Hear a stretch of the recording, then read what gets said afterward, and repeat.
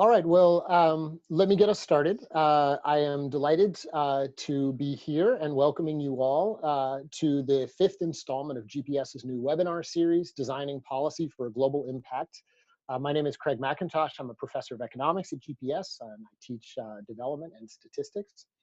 So in collaboration with UC San Diego Alumni and Grad Division, and in celebration of the school's 30th anniversary, GPS has launched this monthly webinar series to explore the school's research findings and their impact on policy choices across the globe.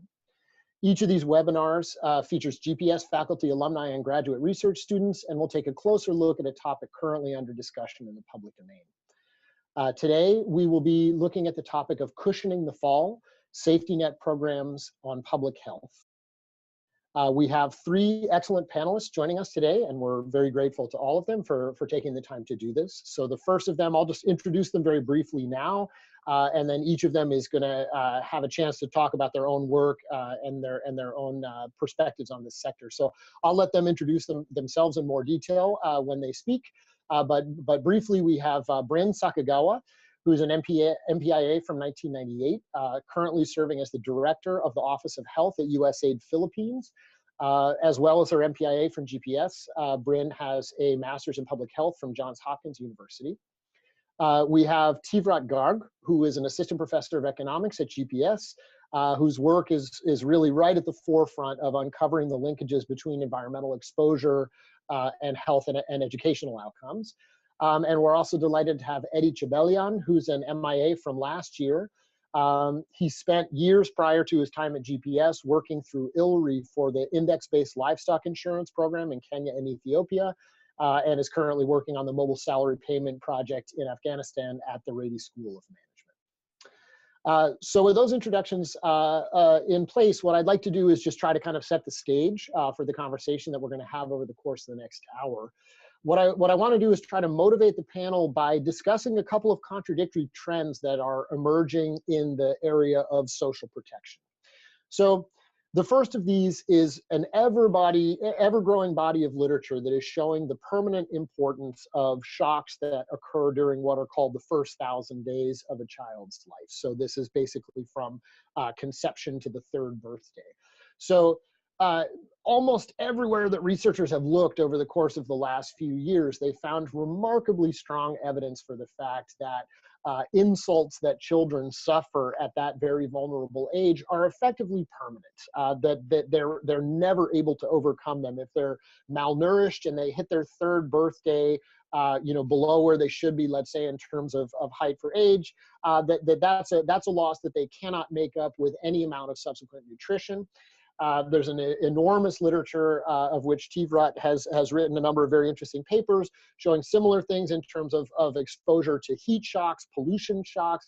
So it's sort of everywhere we look, we're seeing this tremendous sensitivity in younger children.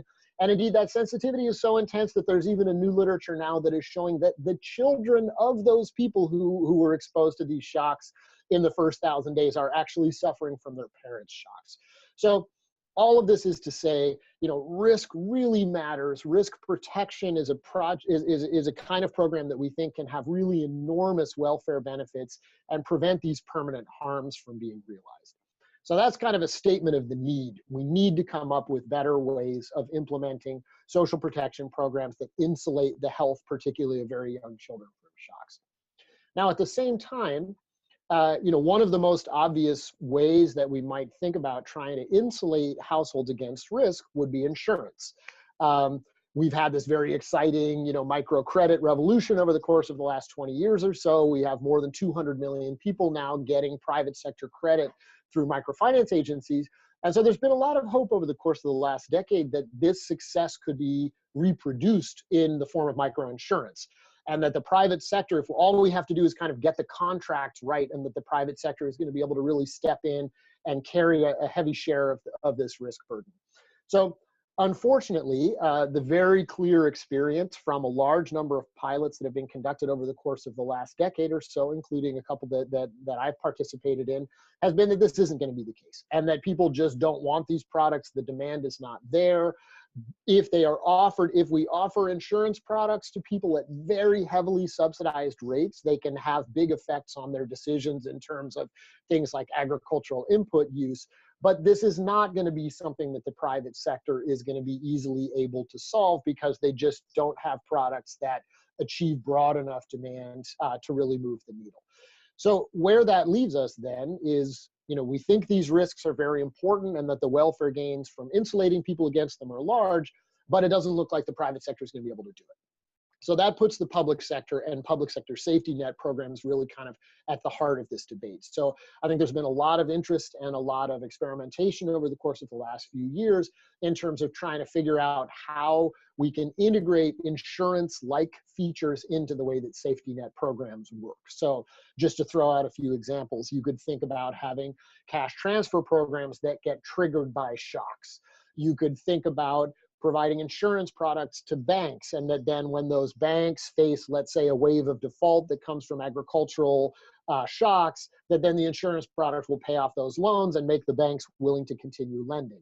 You could think about taking the government entities that are anyways providing safety nets, and you could think about trying to provide insurance to those government entities so that rather than having them have to run, massive balances on the books for years to pay for programs like those, for example, that FEMA conducts in the United States, that they would just be able to make insurance premiums, and then when the shocks occur, they use the payouts to provide these safety net programs. So there's a lot of interest. It's a very interesting area, and I think a lot going on. A few insights from my own work that I might just put on the table, and then I'll go ahead and hand over to Bryn. So the first one is, agriculture is a really important sector in this area. 80% of the world's poor work in agriculture. The argument for why correlated shocks are really problematic is probably clearest in agriculture. So we're not really solving this problem unless we figure out a way to help solve this problem for farmers. So that's number one. Number two is that from a number of studies that I've done that are providing cash transfers to women of childbearing age, what we're seeing is that basically the benefits of having income support are the strongest for the youngest children in utero. So literally these effects are showing up in the first trimester, that if you have income support in the first trimester, your children have better health outcomes. This is an important finding, and it definitely reinforces the benefit of safety nets, but it's very challenging because it means you can't just target children. You have to target people who are likely to be getting pregnant. And that's a much bigger pool, and it means you're going to have a lot more leakage. So how do we think about providing safety nets in that sense? And then the last thing I'll say is that we've done a number of studies that are comparing kind of cash transfer safety nets to, for example, USAID child malnutrition programs. And what we're seeing there is that this is hard to do on the cheap. And that programs that come in and provide, value around kind of $150 per household are not improving child malnutrition. And it's not until that gets ramped up to much higher sums of money, $500, $600, $700 per household, that you're really seeing improvements. So all of this is to say, agriculture matters a lot. The timing of targeting matters a lot, and it is something that is a potentially expensive endeavor to engage in. So with that, I'm going to hand over, and we'll now hear in order from our three panelists, beginning from the implementation side with Bryn, then moving to hear about Teevrat's research perspective, and we'll hear from Eddy in terms of his experience working on safety net programs. So please, Bryn, may I invite you to speak, and I will mute myself. Good morning, everyone, and thank you, Craig, for the introduction. I would first like to wish everyone a happy Valentine's Day, since it's already February 14th here in the Philippines. And I'd also like to thank Craig and Narich for inviting me to be part of this panel. So before I talk about my perspectives about social safety nets, I can tell you a little bit more about myself. After I received my master's from Hopkins in public health, I worked for the nonprofit and for-profit sectors. I've now been with USAID for almost 17 years, which is sort of shocking. And as the Foreign Service Officer with USAID, I've served in 5 countries: Georgia, Yemen, Kazakhstan, Senegal, and now the Philippines. In each of these missions, I've worked primarily on health and education programs with a focus on health system strengthening, including health insurance and health financing. So this webinar has given me a chance to learn more about different social safety net programs where I've served.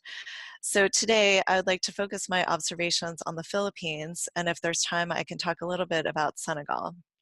And Craig, please just let me know when I'm at my 10 minutes so I don't go over.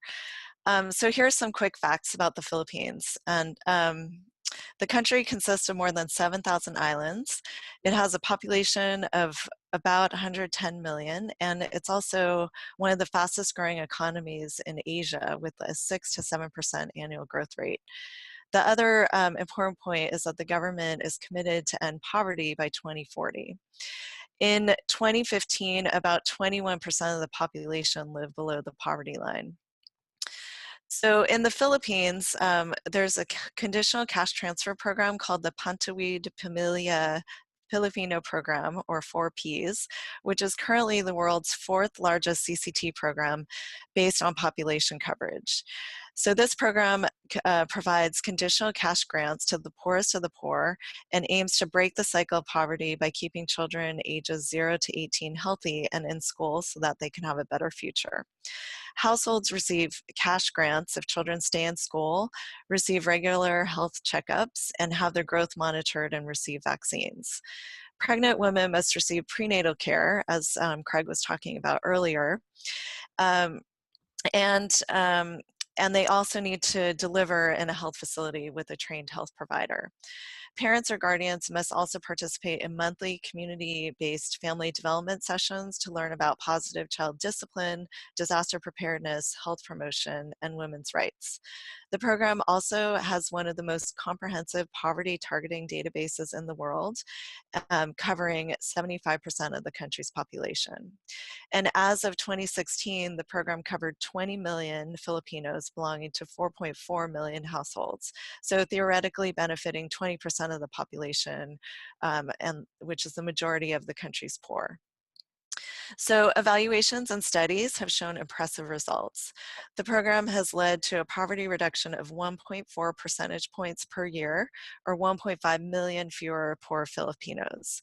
In health, they've seen 10 percentage points lower incidence of severe stunting for children, lower maternal mortality in the past 5 years, because more mothers deliver babies in health facilities, and a decrease in alcoholism in 4P households. In education, they have seen near universal school enrollment of elementary age children. Despite these successes, the program faces challenges such as variations in performance across geographic areas and access to and quality of health and education services. Services, including family development sessions, could be better targeted to more effectively reach men and adolescents. And more interventions are needed to keep children ages 12 to 17 in school. In the health sector, there's been little improvement on rates of child immunization, and long distances to a health facility makes it less likely that a pregnant woman will receive the prenatal services that we were talking about earlier, and also that she would deliver her baby in a facility. And there also can be stigma from public health sector providers. In addition to the 4Ps, the Philippines has a widely praised social health insurance program, or PhilHealth, which covers almost 75 to 85% of the population. This is primarily the area where USAID works, is on the health sector. This program, PhilHealth, is praised because a large proportion of the program is funded through an excise tax on alcohol and tobacco. However, utilization of this program is much lower at 10 to 12%, and the program faces many implementation challenges. So some of these challenges include insufficient numbers of accredited providers and facilities, and also difficult processes for accreditation, lengthy delays in reimbursement for services from PhilHealth, insufficient funding for health packages, such as for tuberculosis, and I'll talk more about that later, and complex and time-consuming processes for private provider enrollment and reimbursement. So PhilHealth covers 4Ps beneficiaries, but many of them don't know their benefits and may not utilize health services. So based on my experience here, a few observations come to mind. First, obviously, social safety nets are very complex, and success depends on matching demand with supply and coordination between different programs. Persistent health challenges can negatively impact results in another sector or another social sector program. An example is the fact that immunization coverage and access to maternal health services have not significantly improved for 4Ps beneficiaries as a result of lack of trained providers and long distances to facilities. The public health system is severely overburdened and understaffed, so quality of service delivery suffers.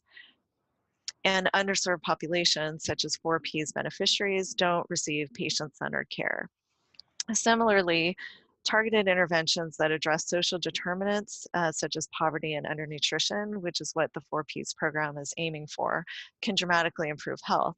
So we saw remarkable declines in the incidence of tuberculosis in England between 1913 and 1940 during periods of tremendous economic growth. So my second point is that financial risk protection for catastrophic health events is incredibly important, and many developing countries have not figured out how to adequately provide this protection. Unfortunately, PhilHealth and the 4Ps do not provide enough coverage to protect individuals who face these health events. For example, a patient with multi-drug resistant tuberculosis must travel to a health facility every day to receive a daily drug treatment. This patient must pay for transportation and nutritional supplements out of pocket. Some local governments have agreed to help pay for transportation costs, but much more needs to be done to provide livelihood support for their families. My third point is that we need to find creative ways to utilize and maximize private sector provision of health and other services as a way of meeting demand and improving service delivery. This has been very challenging for the Philippines for a number of reasons. Even though half of the population visit private health providers before going to a public health facility. In other countries, programs are trying new approaches like social contracting and franchising, and we could be doing a lot more in this space. I would like to make maybe a fourth point, if I have some time, is to talk about governance, because what we've seen in our work here and in other countries is that governance plays a huge role. And by governance, I mean at all levels of systems, so both from the very top all the way to the implementation level, all the way to an actual health facility, is taking responsibility for governance makes a huge difference in the performance of a program. So I'd like to conclude by noting that USAID is working on many of these health systems challenges that I mentioned earlier. We are receiving funding for family planning and tuberculosis, so those are our main funding streams. And we're using these funds in addition to improve service delivery in these areas, but also to help improve the quality of health service delivery, human resources for health, health financial risk protection, demand for health services, and also implementation of the PhilHealth program. We are also optimistic because we have some promising opportunities, which will hopefully improve the performance of the health sector and other sectors as well. There's a new universal healthcare bill, which will soon pass into law, which will automatically enroll all Filipinos in the National Health Insurance Program. And this bill grants all Filipinos immediate eligibility for the full spectrum of healthcare and will hopefully make it easier for vulnerable populations to access and receive health services. So if you're interested in learning more about these issues, there's a fun video on the 4P website that explains the program, which I can post in the chat box. And also there's a very powerful Al Jazeera documentary series called The Slum, which is filmed in the slums around Manila. And it provides a close look at how health, education, and poverty are interlinked. And if you'd like to learn more about USAID's program in the Philippines, I will also include a link to our website. Thank you. Great, thanks so much, Bryn. So now we'll hand over to Teevrat and hear researchers' perspective on these issues. Okay, thanks a lot, Craig and Bryn. Thank you so much for that lovely description of the programs that you've been working with. I'm going to pivot just a little bit on the conversation because so far we've been talking about the effects of these different safety net programs. And the part of my research that I focused on is very much thinking about how do you get policies designed to uncouple the vulnerability that particular populations face to the environment. So a big challenge for us has been thinking about, well, we know that there's all these, Craig talked about early on about how there are all these early life exposures or even contemporaneous exposures to the rest of one's life and how they affect a variety of different outcomes. And in particular, the part that I'm going to be talking about is thinking about how particularly the environmental shocks that do exist, how we can uncouple those environmental shocks from these later life outcomes that end up happening. I'm going to focus on two different kinds of safety net programs here. The first is a workfare program in India called the National Rural Employment Guarantee Scheme, or NREGA. And the second part that I'm going to focus on is on the Mexico's conditional cash transfer program, Progresa, that has then taken on many different forms. So for the NREGA program, I'm going to talk a bit about my research, and then in the case of the Progresa program, I'm going to talk about research of some of my friends at other schools, and then also about some ongoing work that we have going on at GPS. So in the case of the NREGA program, one of the things that my colleagues and I discovered is that turns out that there is this relationship between how many hot days you have in a given year and what the educational performance of students is. And we're not just talking about the number of school years that they've obtained, we're talking about very basic cognitive performance. So there's a survey that takes place across every single district in India every single year, and what it's designed to do is just generally assess what the cognitive performance of students in those areas are. And what we found was actually something very startling, which is as the number of hot days starts to go up, the educational performance of students starts to go down.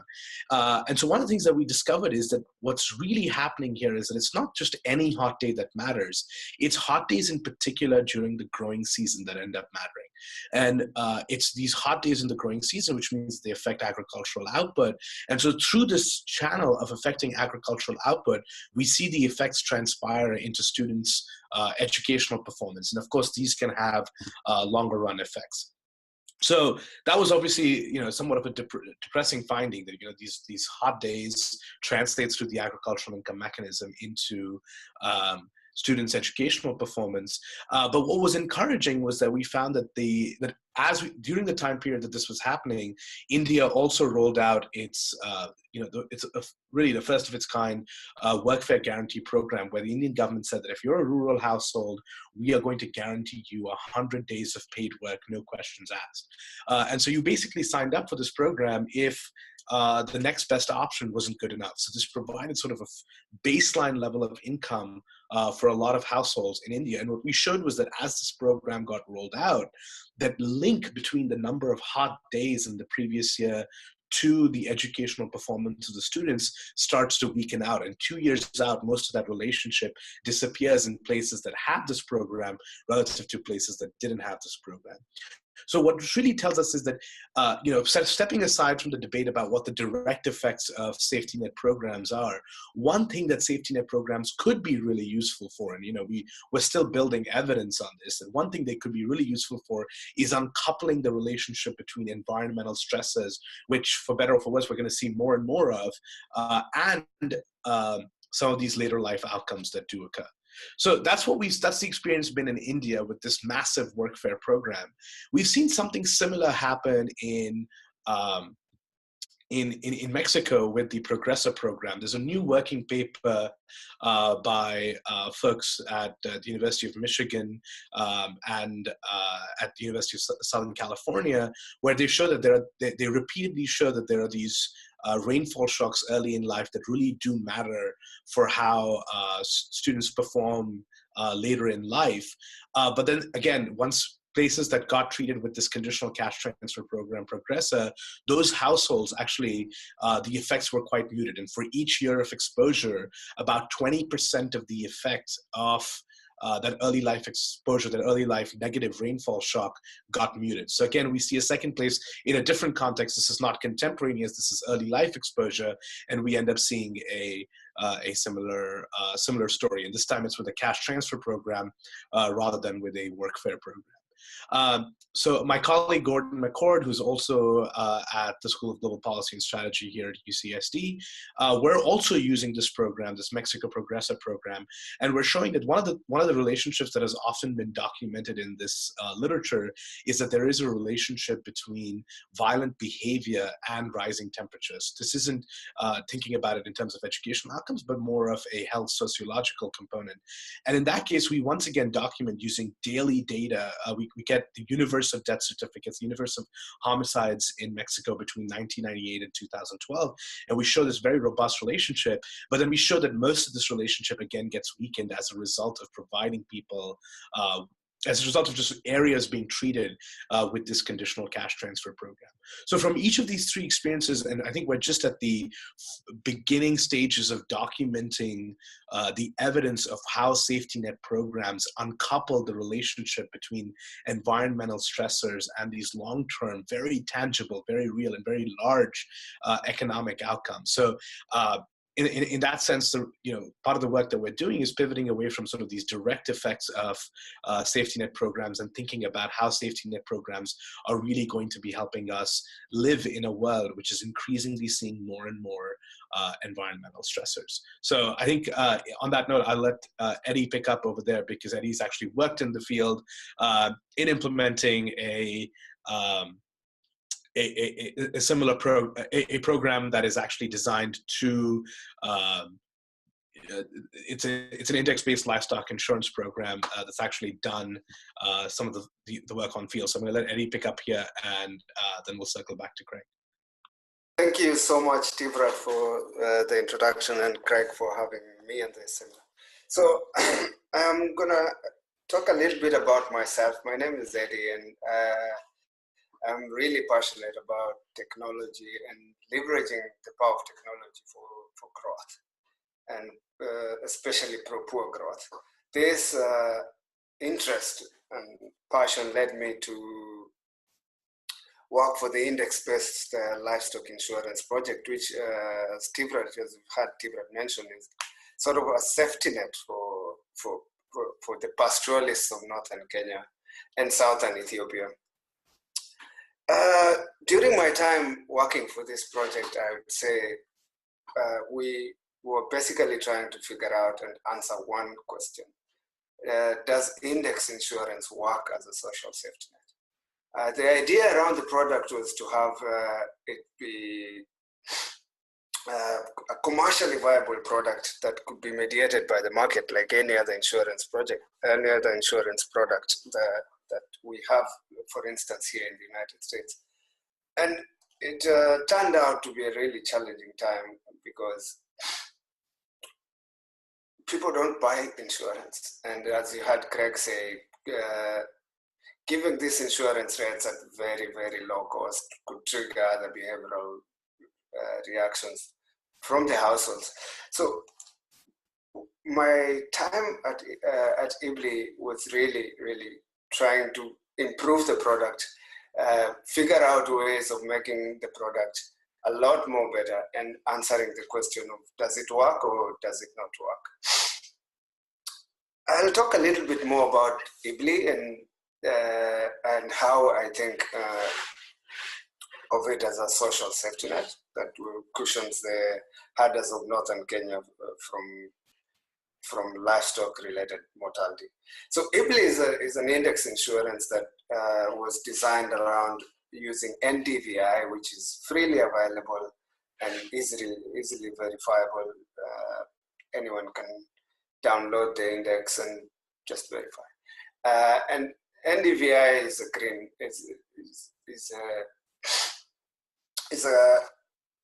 greenness map a greenness map, and the greenness of an area is highly correlated with the amount of forage in that particular area.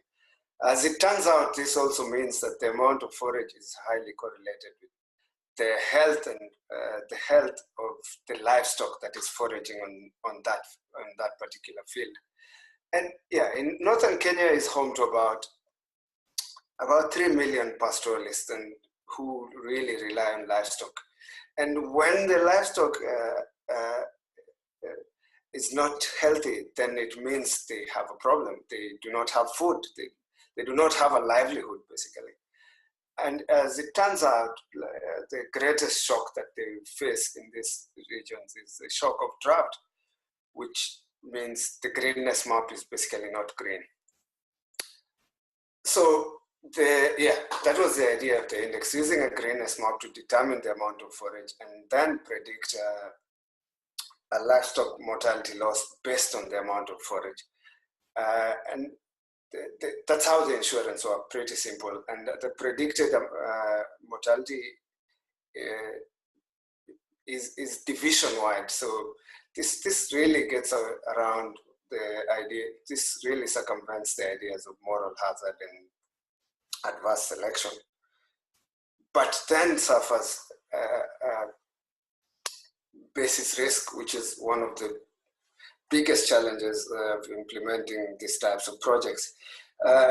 Basis risk is just, what if my livestock die and I don't get paid, yet I purchase the insurance? Or what happens in that case? And as it turns out, that is a big challenge in making these social safety nets market mediated, because everyone who purchases an insurance purchases one in the hope that when the catastrophe befalls them, they are able to cash out or to get a payment from the insurance firm. But then index insurance does not work like that. Instead, if the predicted mortality is not beyond a certain threshold, then the index is not triggered, and so you're not paid. Yeah, so this made us go back to the drawing board and really think about it a lot more carefully. And we came up with policies about reimbursement. If the index is not triggered, there's a minimal reimbursement amount, and all these ideas around trying to get people to buy microinsurance. And so at the moment, it's still commercially not viable. And though not commercially not viable, the insurance firms are still selling the insurance. Recently, just before I left working for IBLI in Nairobi, I got involved in a group with the World Bank and the government of Kenya to expand this project to cover 14 arid counties of Kenya. And basically what the government does is just the same, like use, as you had Craig talk about, is to get funding from their budgets, from taxes and from donors to basically offer this insurance to the people of Northern Kenya at a very, very subsidized rate. And and I think that is where the project is right now. And still the literature on figuring out if index insurance really works is a little, it's a little scant, as you had Craig say. It's not really been definitively clear. We know that managing these risks is important, and index insurance can definitely manage this risk. But what is the welfare gain? I'm yet to be convinced that there's one. If the World Bank and the government of Kenya does not step in and offer this insurance at hugely subsidized rates. Thank you so much, Eddy, and thanks to all three of you for those great comments. We're going to be moving to Q&A soon, so I would welcome any of the attendees to go ahead and type questions that you have into the chat window, and I will relay those questions to our speakers. If I may, I'm going to take the floor's prerogative here to ask a question to each one of our panelists first, and then we'll hand over to questions coming in from the chat window. So let me start with Bryn. Bryn, a lot of these big government programs of the type that you described are facing this kind of tension between trying to invest in things that directly contribute to resiliency. So for example, trying to make, farmers' agricultural yields be less vulnerable to rainfall, or trying to help children's health be insulated from shocks by just having better, basic health care. So that's one avenue that one can take. And then the other avenue that you can take is, in some sense, to kind of let the shock occur and then come in after the fact with insurance style payouts that you're trying to use. So I'm just curious to get your thinking, and kind of how is USAID conceptualizing the circumstances in which it makes sense to be investing in resilience versus the circumstances in which you just kind of throw your hands up and say, there's not much we can do and we wait for the shock to occur and then just help people out once it does. So that's a good question. And I think we have some great examples with our Feed the Future initiative, where they're really trying to link resilience to in advance, which you probably might know more about than I do. And so I think I think what the Philippines is trying to do with its 4Ps program, it's really a great approach. And maybe just to piggyback onto what Eddy was saying, from what I've seen is that trying to convince people to purchase insurance when they're trying to figure out how they're going to pay for, their next meal, it's really hard. Okay, so Teevrat, I'd be curious to hear your thoughts.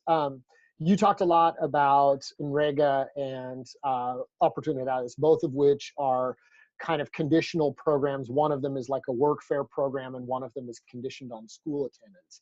So one of the issues that we've come across quite a bit is that you put the conditions in place because you want to induce people to engage in certain kinds of behavior. But very often the people who are complying with the conditions are exactly the people who are not vulnerable. So for example, if you've got a household who is taking its kids out of school when they were previously in school, like that's very likely to be a household that was just hit by an economic shock. And so there's this really strong tension between the desire to create incentives with conditions and then your ability to effectively ensure people who are actually at risk where failing to comply with the conditions is kind of part of the demonstration that you're at risk. So I'm curious if that's an issue that you've been able to address at all. Kind of how can we think about blending those two objectives when they seem to be so directly in conflict?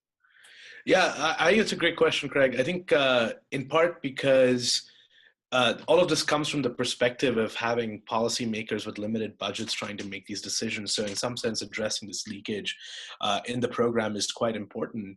I think so the two programs that I've dealt with are considerably different on this particular aspect, which is that the Progressive program is sort of more of a check where individuals have to sort of meet these conditions in order to be able to get the benefits, and they are related much more on the health and education side. Whereas the NREGA program, it is conditional in the sense that you have to show up to work, but there's sort of it's a no questions asked, that if you're a household that is in a rural area, you don't have to meet certain poverty requirements, etc. And so in some ways, the market is being allowed to determine whether somebody is enrolling in this program or not. So to the extent that you don't have anything better to do than the minimum wage that is being afforded for 100 days by this program, you sort of choose to opt into this program in order to be able to work. Now, this is not saying that there aren't any spillover consequences that may arise from this program. I know some folks at UCLA who are doing some early work to show that potentially this program could be taking kids away from spending time it could be taking parents away from spending time with their kids, and therefore leading to worse educational outcomes down the road because there's this trade-off within the household.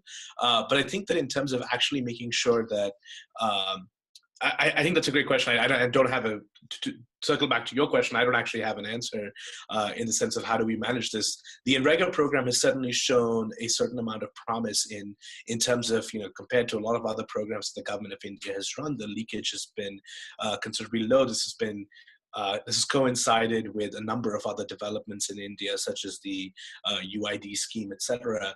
So perhaps we don't know for sure what led to the lower levels of leakage in this program, but I think that certainly that is a challenge for researchers to figure out, and I think a lot of folks at UCSD, in fact, are working on this. Yeah, that's the self-targeting dimension of these in-kind transfer programs are really important. But I mean, for example, when we ran our study in Malawi where we compared conditional and unconditional transfers, we kind of thought, you know, the unconditional transfer would be cash and then the conditional would be cash plus school. And we ended up finding that almost the whole benefit of the unconditional transfer came for the types of people who would have dropped out of school, right? So it got us thinking about maybe the possibility of like hybrid transfers that would be partially unconditional, partially conditional, but it's a very difficult, it's a very difficult question to figure out how to answer correctly.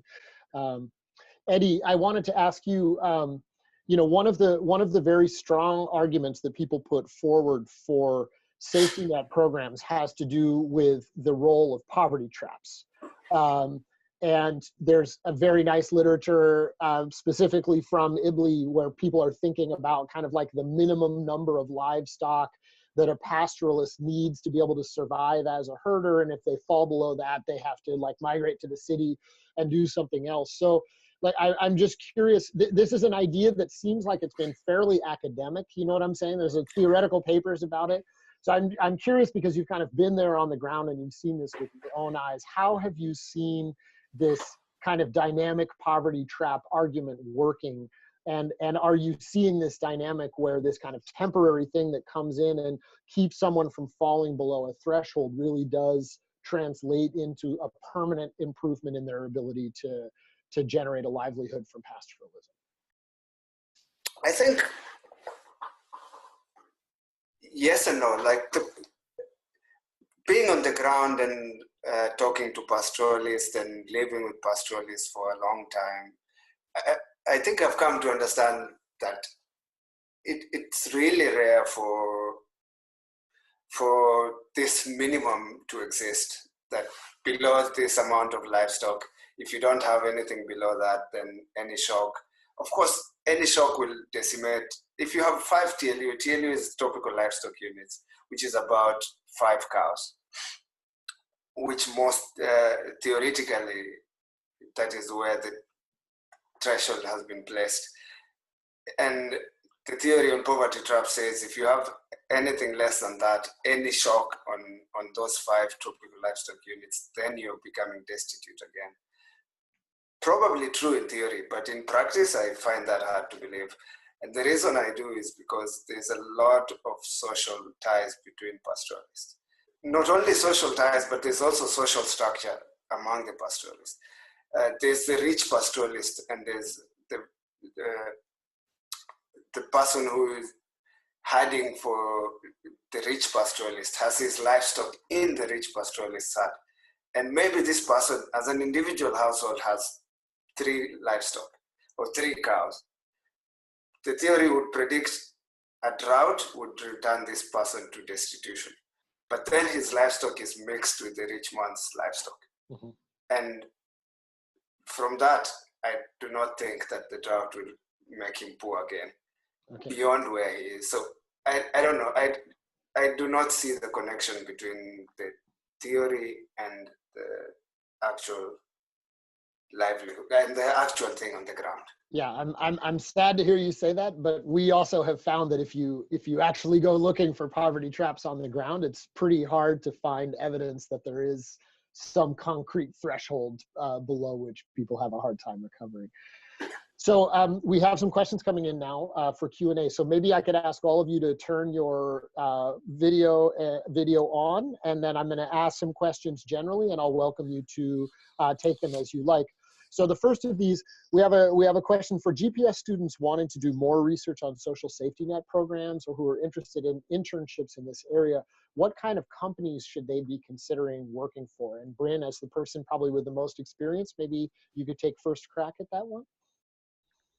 So so when I was looking at this webinar, there's a lot of work that's being done by the World Bank in quite a few countries. So I think the World Bank might be a good place to start.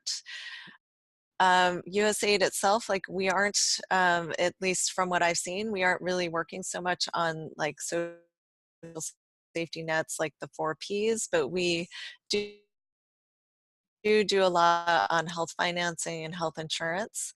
And if you're interested in that area, there are a few great companies in Washington, D.C. I can name a few. So there's Apt Associates. It looks like my internet connection is unstable, so I'd like to hand it over to others. Okay, Teevrat?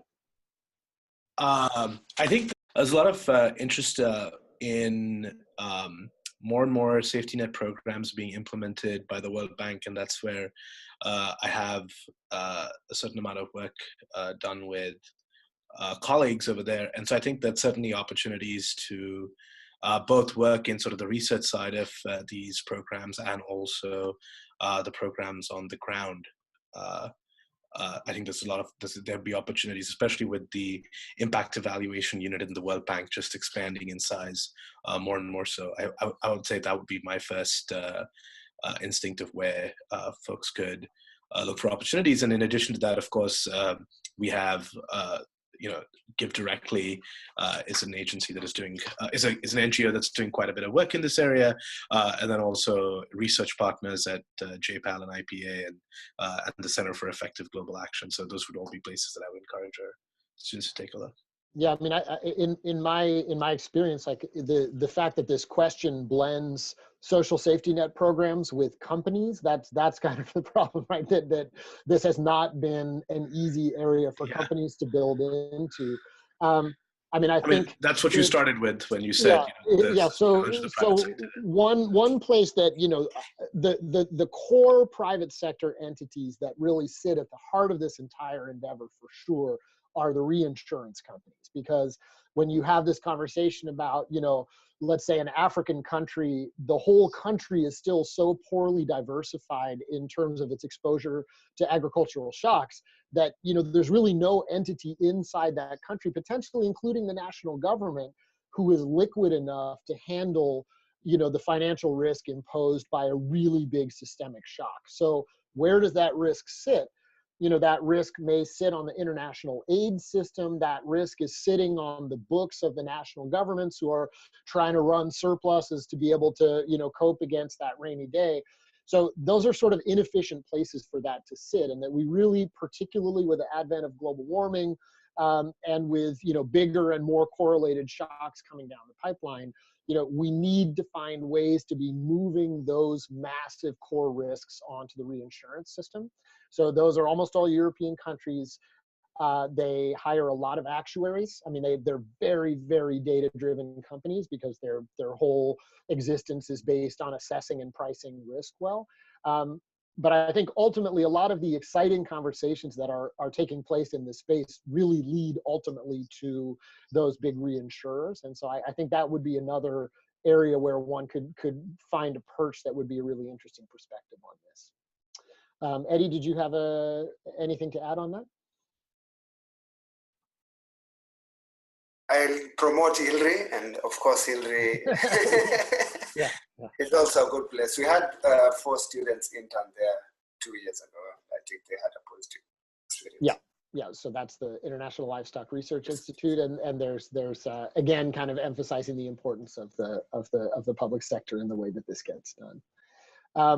Okay, there's another question coming in, which is making the link to universal basic income. And this is a sort of an interesting conversation, right? That we're having a conversation about cash transfers in the developing world. Those tend to be very heavily poverty targeted, and a lot of the benefits that we're seeing from cash transfers, are coming from the fact that you're providing income support to very poor people. So, these are the places where you're able to pick up, the effect of shocks on things like child height and things like that. The universal basic income conversation is a slightly different one, right? Because people do connect it to risk, but they connect it to risk in a different way, which is that the idea behind, the UBI booster community is often that, people are sort of held back from unleashing their entrepreneurial spirit or starting companies that could be profitable and could be socially beneficial because it's just too risky for them to do that in terms of income. So there's a lot of conversation, much of it, I think, more or less hypothetical, around the idea that UBI could be a way of kind of unlocking risk appetite more broadly, and also in developing countries where, in developed countries where we're not talking about, risks to nutrition, but just, income risk from entrepreneurship and that kind of thing. So I'm curious if any of you have a kind of a strong perspective on this UBI angle and whether we have enough information right now to be able to have a sensible conversation about it. I'll jump in and I'll just say I think that this is one of the more exciting areas of research that we're engaged in actually here at UCSD as well. I mean, I think one of the major projects on universal basic income is being shepherded out of the policy design and evaluation lab at GPS with Paul Niehaus over at the economics department, leading that work in Kenya. So I think that certainly like the evidence that we're in the process of gathering is very exciting. But I think we have to. There's another component of universal basic incomes, which is that, and we've seen research on showing how income shocks matter in terms of violent behavior, in terms of criminal behavior. We know that these shocks end up mattering in a number of different phases, and in a world that's getting increasingly automated, thinking about how we're going to be able to provide some sort of basic needs and basic amenities, I think is a very crucial question and intersects with many, many areas of policy, politics and economics. So I think from my standpoint, I'm just waiting for these early results to start coming in, and what the opportunity to show us to answer really one of the more pressing questions that's out there today. So, yeah, Bryn, my perspective, my sense has been that many of the Asian cash transfer programs, particularly in Indonesia, have really been put in place as a way of taking away a subsidy program, right? So there will be a fuel subsidy or a rice subsidy, something along these lines, and that the government wants to get rid of that, and that they see a cash transfer as being a way of effectively getting out of a different type of subsidy. Is that the experience that you've had? Is that where things are in the Philippines? Or? So this is definitely, that's not my expertise. So, but I guess what I'd be really interested in learning more is if there's political will and interest in being able to do this. So again, I think as Teevrat was saying, it's the political component and governance and being, and I think also all of this is driven by evidence and data. So I don't know, there isn't a country where I've worked in where I could see it working, but I don't know. I think it depends on like body of evidence and pilot projects.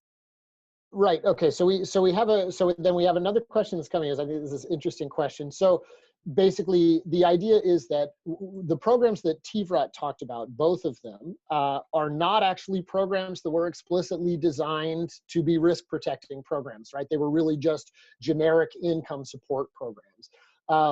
And so then I guess the question here is like, how necessary is it in fact to go out and build safety net programs that are explicitly risk protective, or is just simply, setting up these programs that are income support programs going to get us, where we need to go? I think that's a fantastic question because really we are just sort of scratching the surface on the evidence of thinking about to what extent these programs actually play a role in attenuating environmental shocks. I think to the best of my knowledge, I think IBLI is the only program that is explicitly indexed on these environmental stressors. And I remember this is sort of where I got the idea of like, what do the broader class of social safety net programs do? So I think this is a fair, this is a very interesting area of research. I think that the thing that we want to figure out is, one, does incorporating this protective effect of these social safety net programs change our cost benefit analysis on social safety net programs. So I think that to the extent that we have these sort of direct effects, but then we have these indirect effects, which are these protective effects that are coming in, do the two change the cost benefit analysis? In fact, are we getting more than $1 for every dollar we put into these cash transfer programs? And then I think the second thing is that especially in places that are more vulnerable to these risky climatic events, risky weather events, I think starting to think about insurance products, or starting to think about safety net programs that are specifically indexed to weather. So, and it's not like these programs don't exist. So for instance, the government of India, several states have drought response programs. It's when there is a drought, the government will come in and provide a whole host of subsidies and food transfers, etc. But I think thinking about these in a more organized way is really, like, I think at the forefront of research, like which way we go. So I think that those are two separate questions, both of which leading us to the answer of how are we protecting vulnerable populations, and to what different vulnerabilities are we protecting them. Okay, good. Well, we're coming close to the end of our time. I'd like to finish by just asking, if I may, to go around quite quickly and in the order that we went previously. And I'd like to hear from each of you, kind of, if you had to tell me the one thing that you're most excited about in this space, kind of like what's the clever idea, what's the new policy, what's the approach that you've heard discussed or tried, like where is your energy right now, and what are you most excited about in terms of how to make these safety net programs more effective? So Bryn, let me start with you. Actually, can I go last? Okay, sure. So I can think some more. Teevrat, you're on, buddy. Hey, I think the place that I'm most excited about this from a research standpoint is just the answer I gave to Lena's question earlier, which is, does incorporating the effects of these programs in terms of protecting us from environmental risks, and it's because these environmental risks are only going to continue to grow, does that change our cost benefit analysis on whether these programs are viable? And if it does, that's really like the first step in probably a long political chain of making these programs a larger reality. Yeah, great. Eddy, how about you? I think I'd go back to your point when you, at the introduction, when you were talking about cash transfer triggered by environmental shocks or something, index triggered cash transfer. I think the literature on cash transfers is enormous, and I think it's been shown that cash transfers work, and massive impacts of cash transfers. And I think, yeah, like index triggered cash transfer is a space to explore, and I think it's very interesting. Yep, excellent. Thank you. Bryn? I guess I'll go back to universal health insurance and like how this is really an important thing that we need to get right here in the Philippines, and being able to improve how our social health insurance works here and the overall health system. And I'm excited that our health program is really focused on that, and that's where that's a new direction of our health program. Okay, that's certainly a lesson we can take home to the United States as well, right? Yeah, good. All right, well, I want to just wrap up by thanking all three of you so much for participating. This has been really interesting set of perspectives, very different perspectives on these issues, more from the health side, from the social safety net side. So I think it's been a nice, well-rounded panel. So thanks for your participation, and then thanks to all of our participants for taking part in the webinar. This has been a part of GPS's Designing Policy for a Global Impact series. This webinar was recorded, and it will be available on the GPS 30th anniversary website, gpsucsd30.com. So we hope you enjoyed our discussion, and we'll look forward to having you tune in for the next one. Thank you very much.